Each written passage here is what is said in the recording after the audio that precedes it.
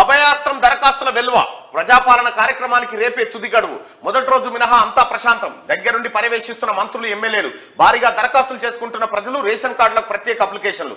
సుమారు 65 లక్షల వరకు వచ్చిన దరఖాస్తులు రేపట్లోగా 80 లక్షలకు చేరే అవకాశం. 10 ఏళ్ల నుంచి తమ సమస్యలు ఎవరు పట్టించుకోలేదంటున్న జనం కాంగ్రెస్ ప్రభుత్వంలో అధికారులే తమ దగ్గరికి వస్తున్నారని హర్షం వ్యక్తం చేస్తా ఉన్నారు.